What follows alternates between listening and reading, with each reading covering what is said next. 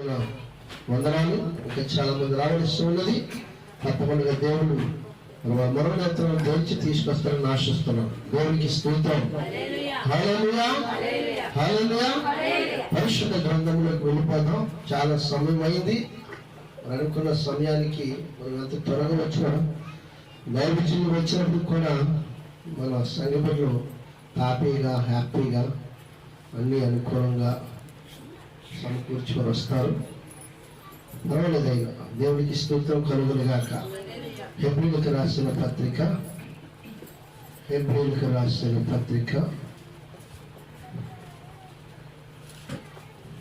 7వ అధ్యాయము. హెబ్రీయులకు రాసిన పత్రిక 7వ అధ్యాయము 1, 2, 3 వచనాలు ధ్యానించేద్దాం. రాజులను సంహారము చేసి తిరిగి వచ్చుచున్న అబ్రహామును ఎవడు కలుసుకొని అతడు ఆశీర్వదించును, ఎవనికి అబ్రహాము అన్నిటిలో 10వ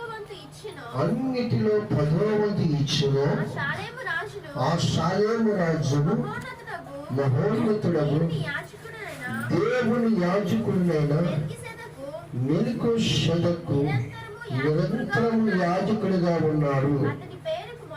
అతని పేరుకు మొదట నీతికి రాజనియు, తర్వాత సమాధానపు రాజనియు అర్థమిచ్చినట్టు షాలేము రాజు అని అర్థం.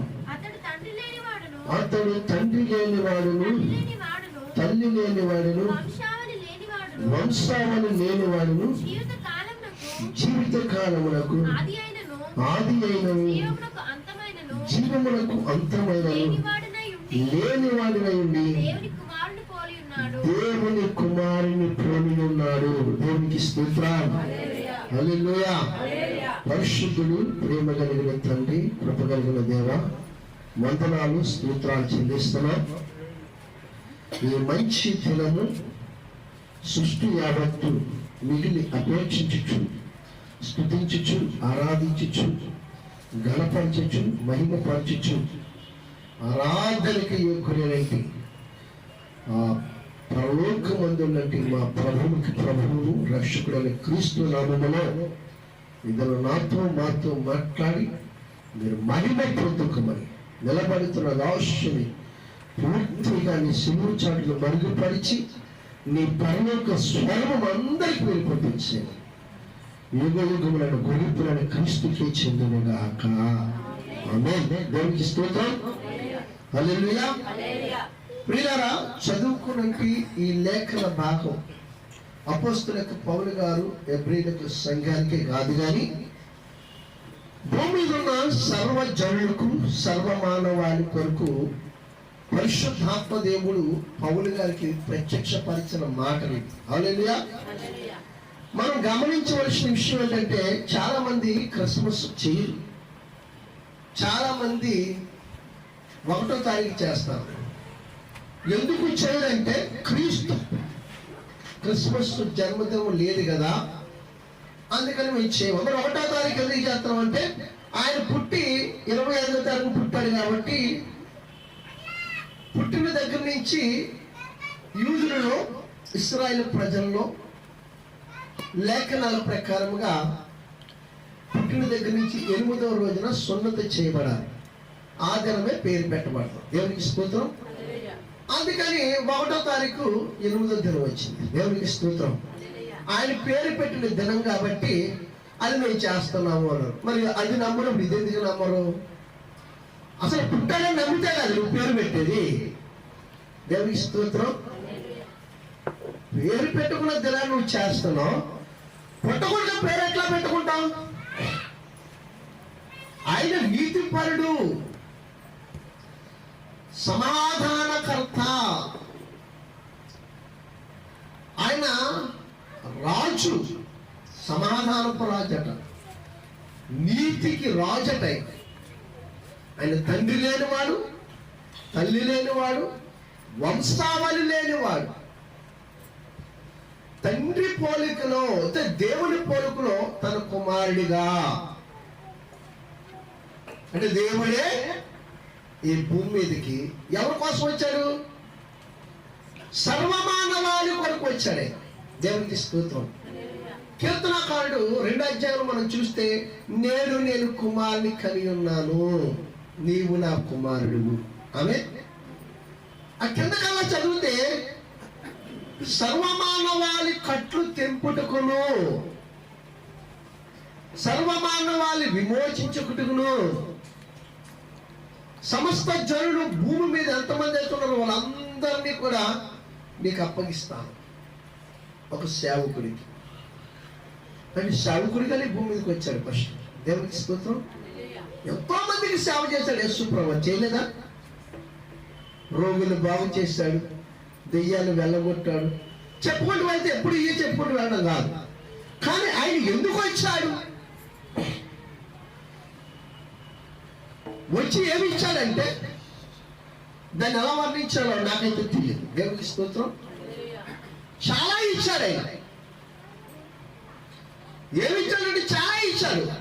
మనకు బ్రతుకునిచ్చాడు. ఒక మాటలో చెప్పాలండి, దేవునికి స్తోత్రం. హల్లెలూయా. ఏమి ఇచ్చాడు? బ్రతుకునిచ్చాడండి.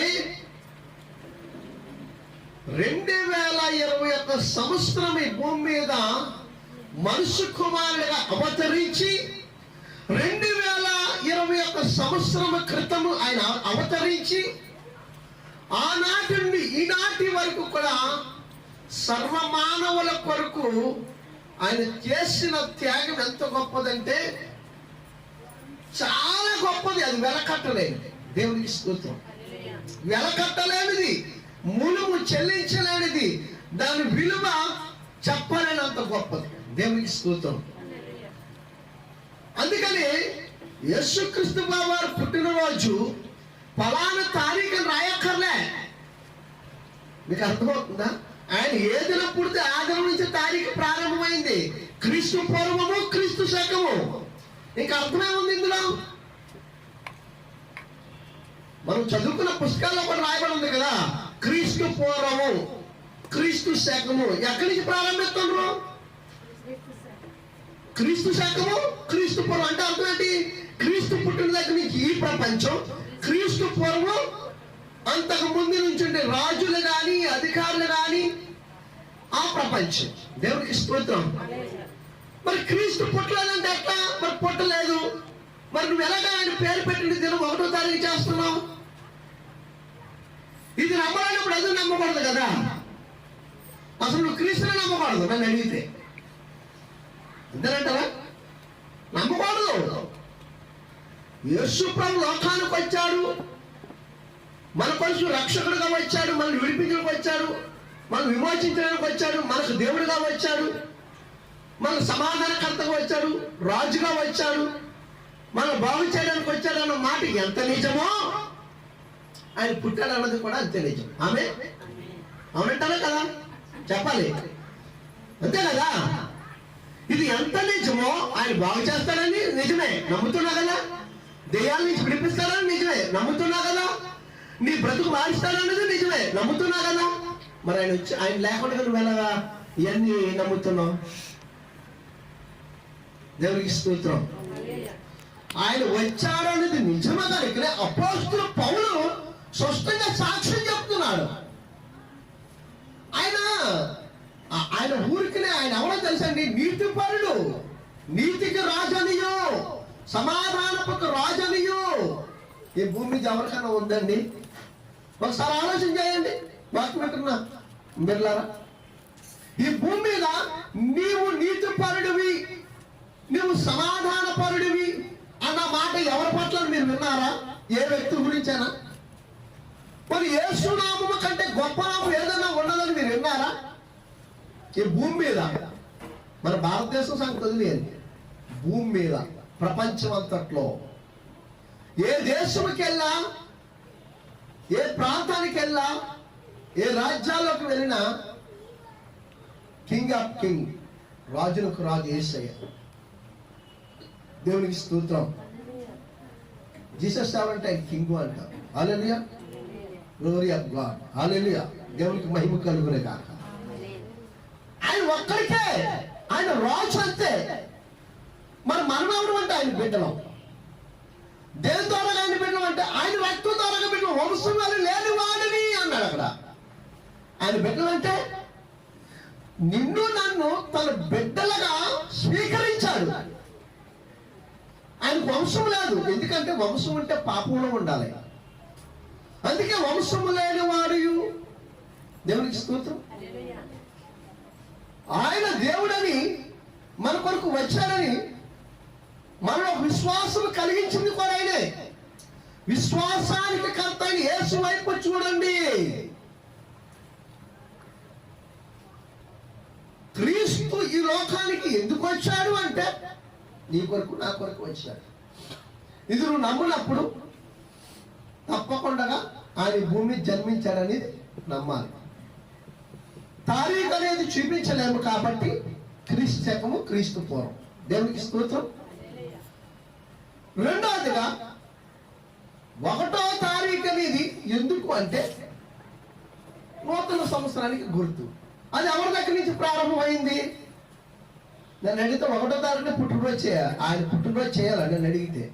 కానీ బైబిల్ చరిత్ర ప్రకారంగా మనకంటే మహామేధావులు, ఉన్నతమైన వారు, శాస్త్రులు, పరిచారకులు ఎంతో మంది వీరు బాగా ఆలోచన చేసి ఆయన పుట్టుకలో ఒక సంపూర్ణత కనిపించాలి, ఆమేన్, ఒక పరిశుద్ధత కనిపించాలి, ఒక పరిపూర్ణత కనిపించాలి, ఒక ఉన్నతమైన సమాప్తము కనిపించాలి.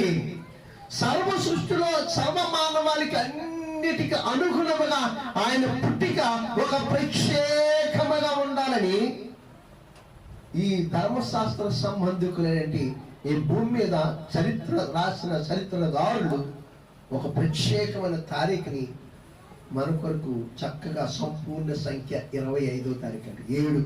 ఆమె ఈ భూమి మీద ఎంతమంది తారీఖులు డేట్లు చూడట్లేదు. నా లక్కీ నెంబర్ 9, నా లక్కీ నెంబర్ 7, నా లక్కీ నెంబర్ 4 అన్నవాళ్ళు లేరా? 1 లక్కీ నెంబరు.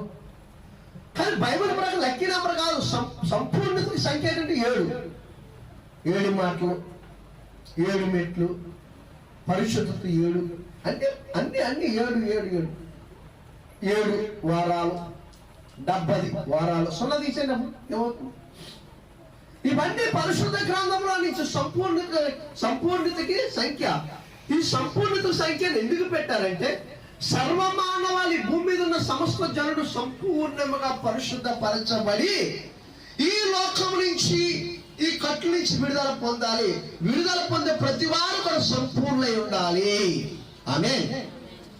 ఎంత గొప్ప ఆలోచన అండి దేవుడిది, ఎంత ఉన్నతమైన ఆలోచన అండి. ఏమండి, బిడ్డలకు భోజనం పెట్టేటప్పుడు, లేకపోతే సేవకులు పిలిచి భోజనం పెట్టేటప్పుడు, లేదా బంధువులు వచ్చినప్పుడు, స్నేహితులు వచ్చినప్పుడు భోజనం ఎట్లా పెడతాం? ఇంత పెడతామా? కొంచెం పెడతామా? కడుపు నిండగా సంతోషంగా తిని తృప్తి పొందినంతగా పెడతాం, అవునా కదా? యేసు ప్రభువు వారు తీసుకున్న ఉన్నతమైన ప్రణాళిక కూడా అదే.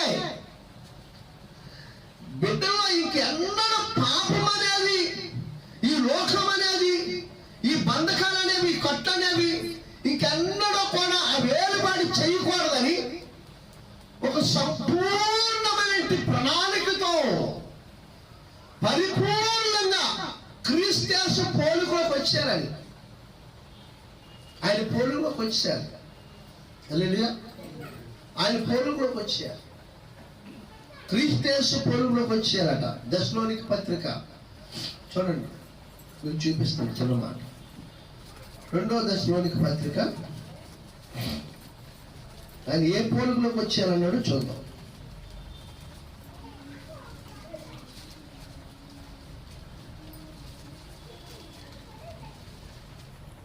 రెండో దశలోనిక పత్రిక 3వ అధ్యాయం చూడండి. చూద్దాం, నేను చదువుతాను చూడండి 4 వరకు. తుదకు సహోదరులారా, మీలో జరుగుతున్న ప్రకారము ప్రభు వాక్యము శీఘ్రముగా వ్యాపించి మహిమ పరచబడు నిమిత్తము మేము మూర్ఖులైన దుష్ట మనుషుల చేతుల్లో నుండి తప్పింపబడి నిమిత్తము మా కొరకు ప్రార్థించండి. విశ్వాసులు అందరికీ లేదు, విశ్వాసం అందరికీ లేదు. అయితే ప్రభు నమ్మదగిన వాడు, ఆయన మిమ్మల్ని స్థిరపరిచి దుష్టత్వములో నుండి కాపాడును. దేవునికి స్తోత్రం. హల్లెలూయా.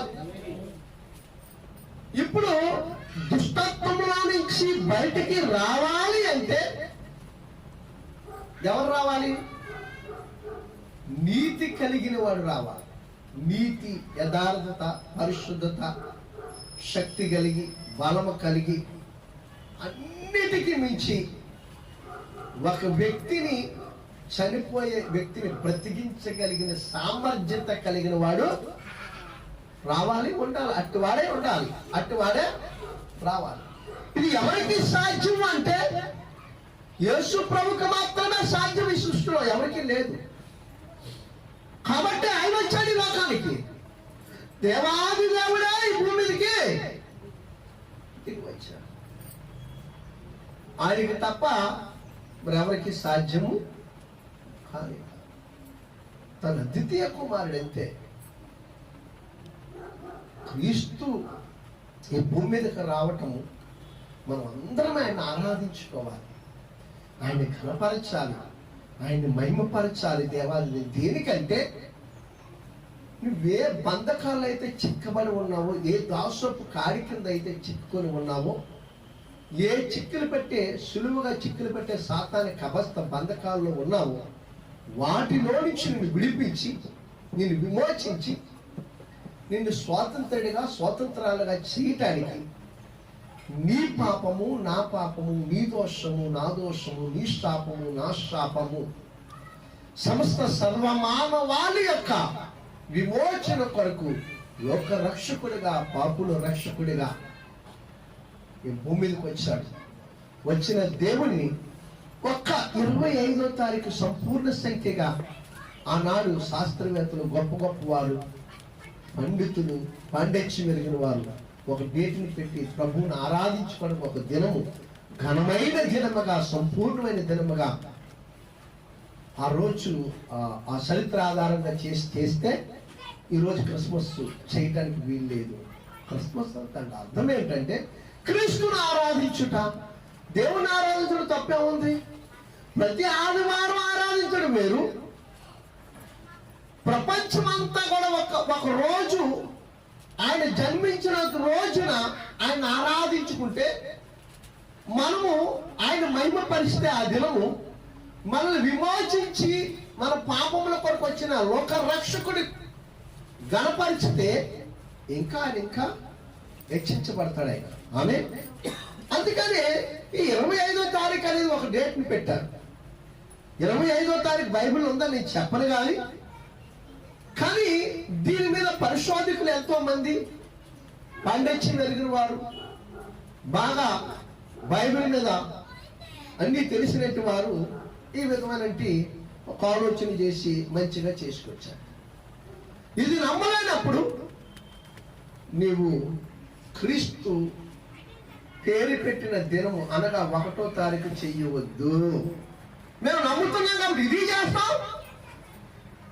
జనవరి 1వ తారీఖు చేస్తాం. మా కొరకు పుట్టాడు లోక రక్షకుడు.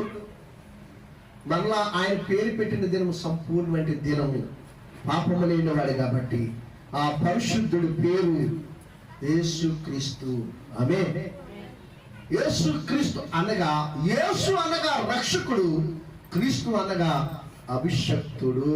హల్లెలూయా. భాషాంతరం మరొక పేరు పెట్టాడు, ఇమ్మానుయేలు అనగా దేవుడు అతనికి తోడైండుగాక. ఆమేన్. హల్లెలూయా. అలాంటి దేవుణ్ణి మేము ఈ పుట్టిన దినము చేస్తాము, ఆయన పేరు పెట్టిన దినము సంతోషంగా చేసుకుంటాం. మేము నమ్ముతున్నాం కాబట్టి దేవునికి స్తోత్రం. ఆది కాండం మొదలుకొని ప్రకటన గ్రంథం వరకు ఏ వాక్యం అయితే రాయబడి ఉన్నదో ప్రతిదీ మేము ఆ వాక్యాన్ని నమ్ముతున్నామో అలాగే అన్ని కూడా మేము నమ్ముతాం. హల్లెలూయా. అపోస్తుల పరిచర్య అంతా మేము నమ్ముతాం. అపోస్తులు మరి ఆ క్రిస్మస్ వేడుకలు చేయలేదు కదా అనొచ్చు, కానీ రాశారు కదా. చేశారా లేదు నువ్వు చూడలేదు కదా, బైబిల్లో రాయబడి ఉంది కదా. ఆయన నీతిపరుడు, నీతికి రాజు ఆయన సమాధానకర్త, సమాధానపు రాజు. తండ్రి లేనివాడు, తల్లి లేనివాడు, వంశావళి లేనివాడు. ఎంత గొప్ప మాట్లాడేది. ఇది ప్రత్యేకించి పేరు ఎక్కడి నుంచి వస్తుంది? ఎక్కడి నుంచి పుట్టినరోజు డేట్ వస్తుంది? నేను పంపించాలని చెప్తున్నాడు కదా తండ్రి అయిన దేవుడు. దేవుడికి స్తోత్రం. ఆయన స్పష్టంగా తండ్రే చెప్తున్నాడు కదా. ఇంక కొత్తగా ఇంకోసారి పేరు 25వ తారీఖు యేసుప్రభు పుట్టినరోజు రాస్తే 25వ తారీఖునే మొక్కుతారు. అవునంటారా కాదంటారా? ప్రపంచం అంతా ఎట్లా ఉంది? ప్రభు చెప్తున్న మాట ఏంటి? హస్తకృతములతో చేయబడిన దేవుని మీరు సాగలపడరాదు, నమస్కారం చేయరాదు, మొక్కరాదని ఆయన చెప్తున్నాడు. ఇప్పుడు మనం అలాంటి వాళ్ళు తెలుసండి. యేసుప్రభు పుట్టినరోజు 25 బైబిల్లో రాసింది. 25వ తారీఖు పెట్టుకుంటాం. మనకి ఎదురుగా క్యాలెండర్కే పెట్టుకుంటున్నాం. క్యాలెండర్ వస్తే వాగ్దానం చదివి ప్రార్థన చేసుకుని వెళ్ళాం. యేసన్న గారట ఒక ఆవిడికి కొబ్బరి నూనె బాటలు తెచ్చుకోమని ప్రార్థన చేస్తే ఆ బాటలు ఎదురుగా కట్టుకుందట. ఆ పడుకున్న వాళ్ళు అటుగా ఇడిపోయి అది కొబ్బరి నూనె బాటలు దండం పెట్టేదట. మీకు అర్థమైందండి? క్రైస్తవురాలే, అజ్ఞానం.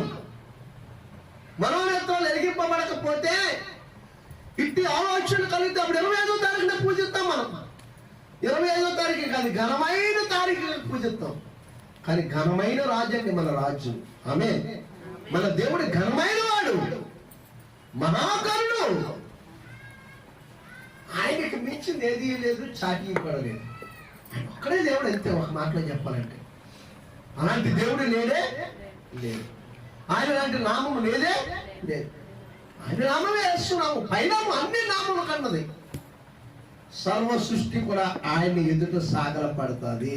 ఆమె సర్వ సృష్టి కూడా, సర్వ సృష్టిలో ఉన్న ప్రతిది కూడా యేసు ప్రభు ఎదుట ప్రతి వాని మోకాళ్ళు ఆయన ఎదుట వంగవలసిందే. ప్రతి వాని నాలిక ఆయన్ని స్తుతించి ఆరాధించి ఘనపరచవలసినదే. సర్వజీవులు ఆయన కొనియాడుతున్నాయట. సృష్టి అంతా మిగిలి అపేక్షించు ప్రభువుని కీర్తిస్తూ ఘనపరుస్తూ మైపరుస్తున్నాయి. ఈ రోజు బాగా జ్ఞానం ఉంది, బాగా చదువు ఉంది, నేను పెద్ద మాస్టర్ గారిని, తెలివైన వాడిని, నేను పరిశుద్ధుని, నీతిమంతుని అని చెప్పుకొని అవగాహన లేని భక్తి చేస్తున్నాం. మనం సంఘ బిడ్డలకు సరిగ్గా నేర్పించలేకపోతున్నాం. సత్యాన్ని నేర్పించట్లేదు. సత్యం నేర్చుకునే వాడు పరిశుద్ధాత్మలో ఉంటాడు. ఈరోజు ఒక మాస్టర్ గారు అంటాడు, పరిశుద్ధాత్మలో ఉన్నవాడు ఈ పనికిమాల పనులు చేయరండి అన్నాడు. దేవునికి స్తోత్రం. నాకు బాగా సన్నిహితుడే ఆయన. నిజమే, పరిశుద్ధాత్మ కలిగి ఉంటే పాపానికి చోటు లేదండి. పరిశుద్ధాత్మ కలిగి ఉన్నవాడు సర్వసత్యంలో ఉంటాడు. వాడికి ఏ దుర్బుద్ధులు రావు, ఏ చెడ్డ తలంపులు రావు, ఏ చెడ్డ ఆలోచనలు రావు. ఈ లోక సంబంధమైన దురాత్మ వాడి మీద ఏలుబడి చేయలేదు. కారణం, ఈ లోకంలో ఉన్నవాడి కంటే నీలో ఉన్నవాడు గొప్పవాడు. ఆమె అవునంటారా కాదంటారా? పరిశుద్ధాత్ముడు ఉన్నాడా లేదా? మన హృదయాల్లో నివాసం చేస్తానంటున్నాడు. నువ్వు చోటిస్తే ఇవ్వట్లేదు కదా. మీరు దేవుని ఆలయం అన్నారు, మీరు ఎరుగురా. పరిశుద్ధాత్మ దేవుడు మీలో నివసించుచున్నాడు, నువ్వు ఎక్కడ ఇస్తున్నావు? హృదయాలు మూసేసుకుంటున్నావు. హృదయాలు కొరువు బారిపోతున్నాయి, గుండెలు కొరువు బారిపోతున్నాయి, కన్నులు మూయబడుతున్నాయి, చెవులు మూసేసుకుంటున్నావు, చెవులు వినబడుకుంటగా. అందుకే ఇశ్రాయేలు ప్రజల నిమిత్తం చెవులు గింగిరమన్నాయట. అంతగా యుద్ధాలు వచ్చినప్పుడు చేసే ధ్వని. ఈరోజు క్రిస్మస్ ఆరాధన కదా, మనకు తెలీదా క్రీస్తుని ఆరాధించుకోవాలని? ఎవరైనా సంఘం ఒక మందిరం కట్టేసి ఇచ్చి మందిరంలోకి వచ్చి ఆరాధిస్తావా? అది అంత చెడ్డ తలంపండి. దేవుని నెంబర్కి ఆ ఆలోచన ఉండొచ్చా? నువ్వెక్కడున్నా, ఏ సమయంలో ఎక్కడ ఆరాధన జరుగుతుందో, సంఘం ఆరాధన, మన సంఘం తప్పకుండా ఉదయకాల సమయంలో మా సంఘంలోకి వెళ్ళిపోయి ఎంతమంది ముస్లిం వాళ్ళకి బైబిల్ పెట్టుకుని వెళ్ళిపోతున్నారు. రక్షణ పొందేశాం, అయిపోయింది అనుకుంటున్నాం. రక్షణ పొందేశాం, వచ్చేసింది అనుకుంటున్నాం. నీకు బ్రతుకనిచ్చిన దేవుణ్ణి స్తుతించడానికి నీకు సమయం లేదా? ఈ రోజు మరలా ఈ రోజు నువ్వు చూడగలుగుతావా? ఇలాంటి రోజు ఆరాధించగలుగుతావా? అట్లాగే ఈ రోజు ఆయన సముఖంలో ఈ రోజు 25వ తారీఖు వస్తుందా? రోజు డిసెంబర్ నెల వస్తుందా? ఎవరికి చెప్పాలి ఇక్కడ వస్తుందా? రోజు ఇదే సంవత్సరం వస్తుందా? నువ్వేం కోల్పోతున్నావు మనకు తెలుసా? మనం ఏం కోల్పోతున్నాము? మేం కాదులేండి, మనం కాదులేండి, కోల్పోలేని కోల్పోని చెప్తున్నాం. ఎంతమంది ఈ శ్రేష్టమైన దినాన్ని కోల్పోతున్నారు తెలుసా? క్రిస్మస్ 25వ తారీఖు చేయడం మానేసి మేము చేయమండి అని చెప్పి అటు వాళ్ళతో సవాసం కలిగి చాలా మంది ఉన్నారు. మరి 1వ తారీఖు ఎందుకు చేస్తున్నారు? దాని దగ్గర వాళ్ళ దగ్గర సమాధానం ఉండదు. దేవునికి స్తోత్రం. పేరు పెట్టిన రోజు నువ్వు చేస్తావా? అది పట్టకపోతే పేరు ఎట్లా వస్తుందయ్యా? ఎవరికి చెప్పండి. కొడుకు పుట్టకుండా పేరు పెడతానా? ఒక పుట్టినరోజు ఇప్పుడు ఒక బిడ్డ పుడతాడు కదండి, కొడుకు పుట్టాడో లేకపోతే కూతురు పుట్టిందని చెప్పి పలానా రోజుని పేరు పెట్టుకుంటాం. 6 రోజుల్లో 7 రోజుల్లో ఉంటాయి కదా, 3 నెలలకు 6 నెలలకు అన్నప్రసాదం అని చెప్పుకుంటామా చెప్పుకోమా? ఒక శరీర సంబంధమైన వ్యక్తి తన కడుపును పెట్టిన బిడ్డకి ఏ రోజు పేరు పెట్టాలో ఆలోచన చేస్తాం మనం. పుడితే పుట్టక ముందు ఎప్పుడో పేరు పెట్టేసుకుంటామా? ఎవరు రోడ్ అంటే వెళ్ళిపోయి పిలిచేస్తాం? ఇలాంటి దుర్బోధన చేసే వాళ్ళ దగ్గరికి వెళ్తున్నారు. సత్యబోధ ఇష్టం ఉండదు, దేవుని ఆరాధించడం ఇష్టం ఉండదు. వెళ్ళామా వచ్చామా అయిపోయింది, బైబిల్ పెట్టుకుని వెళ్ళామా వచ్చామా. మా అయ్యగారు అంత గొప్పవారో, దేవునికి స్తోత్రం. మంచిదే, మీ అయ్యగారు గొప్పడు. మరి మీ అయ్యగారు పెట్టాడు ప్రాణం, యేసుప్రభు ఎక్కడ పెట్టాడు? యేసుప్రభు ఎక్కడ వచ్చాడు? మీ అయ్యగారు వచ్చాడు, మీ అయ్యగారు పెట్టాడు ప్రాణం. పౌలు గారు ఏమన్నాడంటే మీ మనోనేత్రాలు వెలిగింపబడలేనందున అన్నాడు. ఎఫెసీయులకు రాసిన పత్రిక 5 మొదటి అధ్యాయంలో 19-20 వచనాలు.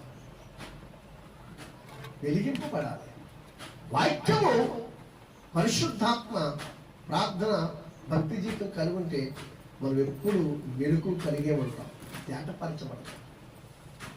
ఇది లేనప్పుడు మన హృదయాలు అలాగే బండపారిపోతాయి. ఏషియల్ భక్తులు అంటాడు, రాజగుండెను తీసివేసి మాంసపు గుండె అని. మాంసపు గుండె అంటే ఎందుకన్నాడు? రాయ గట్టిగా ఉంటుంది, మాంసం ఏం చెప్తుంది? మెత్తగా ఉంటుంది. తొలకర వర్షం నీ మీద కుమ్మరిస్తాడట. ఆత్మ వర్షం, ఆత్మ నింపుతాడట, నవీన స్వభావం ధరింపజేస్తాడట.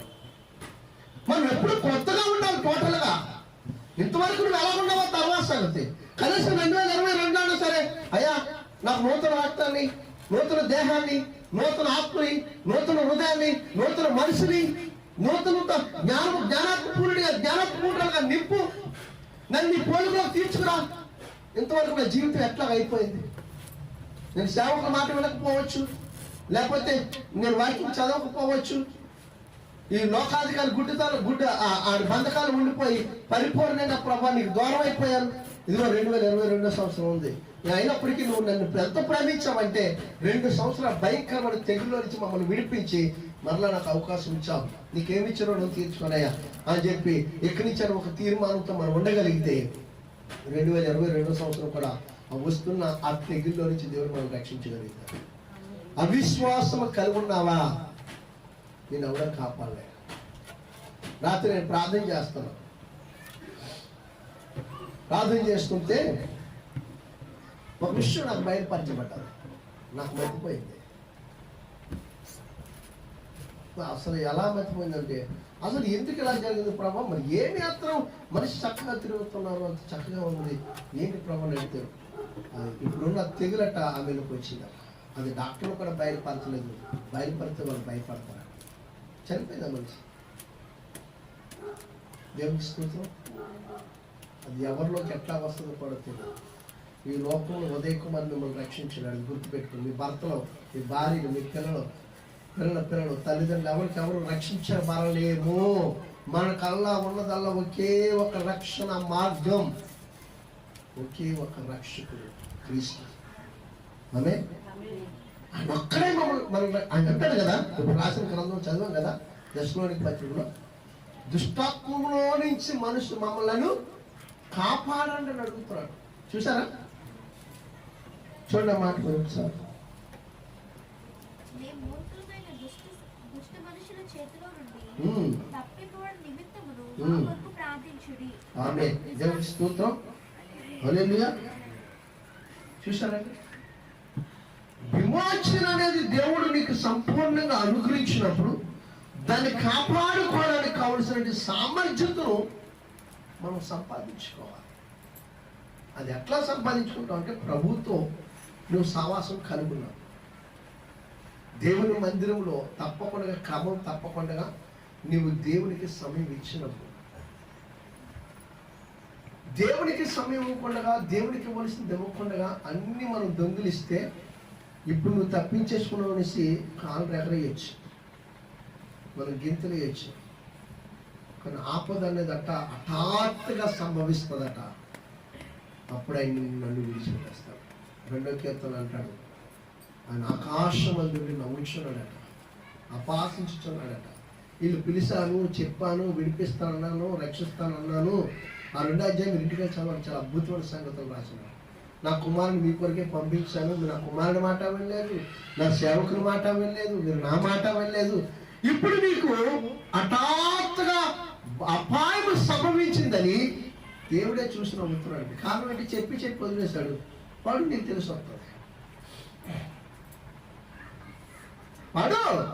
పడితే తెలిసి వస్తుంది. దేవుడు విడిచిపెట్టేసే రోజు మనం తెచ్చుకోవద్దనే నా బాధ. నేను సంఘానికి మనవ చేసేదని. దేవుడు నిన్ను నన్ను పట్టుకొని నడిపించినంత కాలము మనకి ఇంకేమి ఉండదండి. ఎవడు మనం ఏముట్లేదు. దేవుని స్తోత్రం. ఆయన మాట కాకుండా మనం ఆయన విధేయత చూపించకుండా ఎప్పుడైతే మనం దేవుడి నుంచి తొలగిపోయామో తప్పని విడిచిపెట్టేస్తాడు దేవుడు. దేవుని స్తోత్రం. విడిచిపెట్టేస్తాడు. తెలుసా, బైబిల్లో చాలా మందిని విడిచిపెట్టాడని తెలుసా? సంసోన్ వదిలేశాడు తెలుసా? దేవుడు వదిలేశాడా? జ్ఞానైన రాజు అయిన సొలొమోను వదిలేశాడు తెలుసా? దావీదును వదిలేశాడు తెలుసా? సౌలును వదిలేశాడు తెలుసా? వదిలేశాడా? లేదు, వదిలేశాడు దేవుడు. వదిలేబట్టికే వారు తిరిగి దేవుని బ్రతిమాలుకున్నా తిరిగి మరణమయ్యారు తప్ప వారు తిరిగి జీవించలేదు. ఒకవేళ జీవించిన వాళ్ళు ఎవరంటే ఒక దావీదు తప్ప. జ్ఞానైన సొలొమోను వాటితోనే అంతమైపోయాడు. సంసోను క్షమించబడ్డాడని మనం అనుకుంటున్నాం. క్షమించబడితే మరణం ఉండదు. ఫిలిష్తీయులందరినీ చంపిన తర్వాత కూడా అయినా చనిపోయాడు. జన్మేలేదా? సౌలు తనంతా తనే ఖడ్గముతో హతమైపోయాడు. క్షమాపణలు ఎట్లా వస్తాయి అనుకుంటారండి? దేవుణ్ణి ఎవరు దూషిస్తున్నారు? అన్యజనులా. యేసుప్రభువు సిలువ వేసింది ఎవరు? అన్యజనులా. మనం కాదా? ఇంకా సిలువ వేస్తూనే ఉన్నాం. క్రిస్మస్ చేయలేదని సిలువ వేస్తున్నాం, శనివారం ఆరాధన సిలువ వేస్తున్నాం. ఒక నియమం, ఒక క్రమము, ఒక శాస్త్రము, పరిశుద్ధ గ్రంథం నియమించేశాడు దేవుడు, పరిశుద్ధాత్మ దేవుడు. అది నువ్వు చేయకుండా ఎక్కడో ఒక మాట తీసుకొని వంకరగా వెళ్ళిపోతే ఎట్లా? వంకరగా వెళ్తే ఎట్లా? వెళ్ళడానికి లేదు. ఒక క్రమబద్ధంలో, ఒక వరుసలో దేవుడి వాక్యాన్ని చక్కగా రాసుకుంటూ వచ్చారు. వాక్యం ఆది కాండం మొదలు ప్రజ్ఞానం వరకు ఏం చెప్తుంది? ఆయన ప్రేమ స్వరూపుడు, ఆ ప్రేమ మీరు కనుగొండండి. దేవునికి స్తోత్రం. ప్రేమించే గుణం ఉంటే రాజ్యాలు మనం జయించగలుగుతాం. ఆమె శత్రువుని జయించగలుగుతాం. హల్లెలూయా. ఆ ప్రేమ ఎవరికి ఉందంటే యేసుక్రీస్తు ప్రభు వారికి ఉంది. దేవునికి స్తోత్రం. హల్లెలూయా. ఆ ప్రేమ ఎవరికి ఉందంటే యేసుక్రీస్తు ప్రభు వారికే ఉంది, ఎవరికి లేదండి. నాకు తెలుసు ఈ సృష్టిలో కానీ ఈ భూమి మీద మేము చెప్పుకుంటున్న 33 కోట్ల దేవుళ్ళు అనుకున్నట్టు వారిలో కానీ అటు ప్రేమ లేదు. ఒక యేసు ప్రభువులో మాత్రమే ఉందండి. దేవునికి స్తోత్రం. ఎందుకు అంత ఖచ్చితంగా చెప్తున్నానంటే యేసు ప్రభు ప్రేమ అతను హింసించిన, బాధించిన భరించాడు, ఓర్చుకున్నాడు, నోరు కదపలేదు, మాట పలకలేదు, సహించాడు. ఎంత ఆయన దాన్ని ఎలా వర్ణించాలో నాకు తెలీదు. ఎంత తగ్గాలో అంత తగ్గిపోయాడు. దేవునికి స్తోత్రం. ఈరోజు మన కన్నా బిడ్డల మాట పాడట్లేదండి మన పిల్లలు. మన బ్రతికేంటి, మనం ఎట్లా వచ్చాం, రాతపరమైనటువంటి మన బ్రతుకుని నా దేవుడు ఈ స్థితిలో నా తల్లిదండ్రుల ద్వారాగా, లేకపోతే నా తల్లి ద్వారా, నా తండ్రి ద్వారాగా నా జీవితాలు మార్చడానికి ప్రభువును వాళ్ళు కలిగి ఉన్నారు. కాబట్టి వాళ్ళు కలిగి ఉన్న ప్రభు ఆత్మను, ప్రభు ప్రేమను మాకిస్తున్నారని గుర్తించలేకపోతున్నారు ఈరోజు.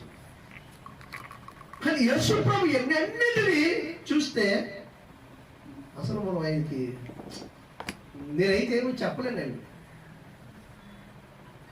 ఆయన్ని దేవులో మనం పోల్చుకోలేము. ఎందులో ఆయనతో సమానంగా చేయలేము. శరీరాలు ఎవరు అన్నాడు యేసన్న గారు? శరీరాలు నిజంగా శరీరాలు. అలాంటి దేవుణ్ణి ఆరాధించడానికి సమయం ఉండదా? ఆ దేవుడు నిన్ను నన్ను విడిచిపోకముందే ఆయన పాదాల దగ్గరికి వద్దాం, శరణు వేడుకుందాం. ఇంకొక తప్పు చేయకుండా ప్రతి పునరుత్థాన దినం, ప్రతి విషయంలో ప్రభా మీతో ఉంటాం, మా అమ్మల్ని, మా కుటుంబాన్ని, మా సంఘాన్ని విడిచి వెళ్ళొద్దయ్యని ప్రార్థించేద్దాం. మోకరించండి.